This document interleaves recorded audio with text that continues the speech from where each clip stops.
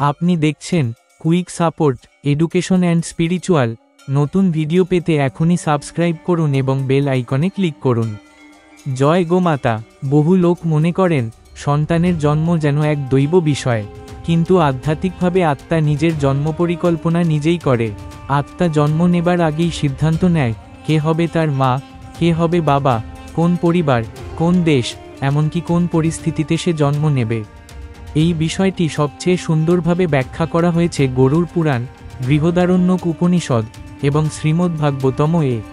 আত্মা তার কর্মফল অনুযায়ী এক বিশেষ পরিবারে জন্ম নেয়, যেখান থেকে সে তার বাকি কর্ম বা ঋণ শোধ করতে পারবে। কিন্তু প্রশ্ন উঠতে পারে, কেন কিছু শিশু দারিদ্র পরিবারে জন্মায়, আবার কেউ ধনীর ঘরে? কারণ আত্মার লক্ষ্য শুধু সুখ ভোগ করা নয়, বরং জীবনের লক্ষ্য হচ্ছে কর্মফল ভোগ এবং আত্মোন্নতি। প্রথমে আত্মা তার জীবনের উদ্দেশ্য স্থির করে। আত্মা চায় সে যেন এই জীবনে কিছু পুরনো ঋণ শোধ করতে পারে, কিছু নতুন শিক্ষা নিতে পারে এবং ঈশ্বর চিন্তায় অগ্রসর হতে পারে। আত্মা এক প্রকার সোল কন্ট্রাক্ট বা আত্মিক চুক্তি করে, কার সঙ্গে সে জীবন কাটাবে, কে হবে তার মা, কে হবে তার বাবা, সে সুস্থ থাকবে নাকি কোনো প্রতিবন্ধকতা থাকবে, সে সফল হবে নাকি সংগ্রামময় জীবন পাবে। এই সিদ্ধান্ত নেওয়া হয় দেবলোকে, যেখানে ঈশ্বর, যমরাজ এবং আত্মা একত্রে বসে আত্মার ভবিষ্যৎ ঠিক করেন। আমরা যাকে বলি সংসার চক্র, তা আসলে কর্মফলের ধারা।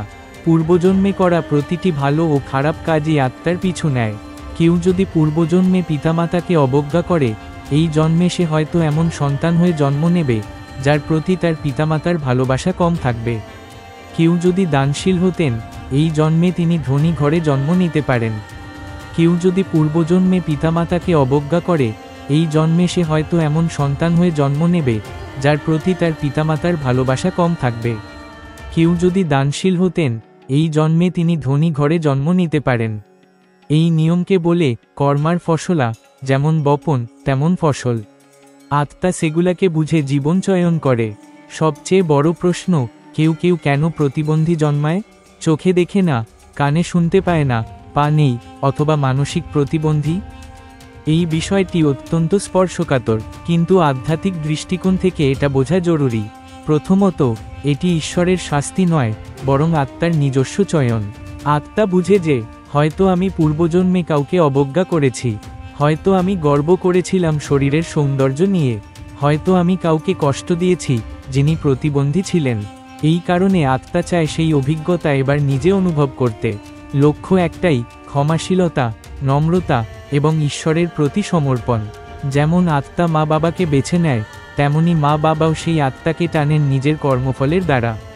অনেক সময় দেখা যায় মা বাবা দানশীল, পুণ্যবান, তখন তারা ঈশ্বরের কাছ থেকে এক বিশেষ আত্মাকে উপহার হিসেবে পান। আবার কেউ কেউ পূর্বজন্মে কোনো ভুল করেছেন, তখন তারা এমন সন্তান পান যার যত্ন নেওয়া কঠিন। এটি একটি দ্বিমুখী চুক্তি। মা বাবা যেমন আত্মার উন্নতিতে সাহায্য করেন, তেমনি সন্তানও তাদের শিক্ষা দেন ধৈর্য ও নিঃস্বার্থ ভালোবাসার। প্রতিটি জন্ম একটি সুযোগ, কখনো সেটা পূর্বজন্মের ঋণ মেটানোর জন্য, আবার কখনো সেটা নতুন করে শুরু করার সুযোগ। কিছু আত্মা শুধু শেষ শিক্ষা নিতে আসে, ঈশ্বরকে অনুভব করতে। এই আত্মাগুলি সাধারণত ছোট্ট বয়সেই মারা যায় বা অনেক দুঃখ পায়, কারণ তারা বুঝে গেছে পার্থিব বন্ধন ক্ষণস্থায়ী। আবার কেউ কেউ এমন জীবন বেছে নেয় যেখানে তাদের চরম দুঃখ পেতে হয়, কিন্তু সেই দুঃখ থেকে তারা জীবন বদলে দেওয়া উপলব্ধি পায়। বহু মহাপুরুষও প্রতিবন্ধী রূপে জন্মেছেন। সূরদাস ছিলেন দৃষ্টিহীন, কিন্তু তিনিই আমাদের দিয়েছেন হাজারো ভক্তিগীতি। স্ত্রীরূপে জন্ম নেওয়া আত্মাও অনেক সময় পুরুষের চেয়ে শক্তিশালী আত্মার অধিকারী। কোনো অবস্থায় স্থায়ী নয়, আত্মা কখনো হারে না, তার লক্ষ্য হচ্ছে মুক্তি। এই জন্মে আমরা যা করছি তাই আমাদের পরবর্তী জন্ম নির্ধারণ করছে। তাই মা বাবার সেবা করুন, সকল প্রাণীর প্রতি সদয় হন, প্রতিবন্ধীদের তুচ্ছ ভাববেন না। নিজেকে প্রশ্ন করুন, আমি কি আত্মিকভাবে এগোচ্ছি? আত্মার যাত্রা শুধু জন্ম ও মৃত্যু নয়, বরং আত্মার মুক্তির পথে এগিয়ে চলা। আপনি দেখছিলেন quick support education and spiritual.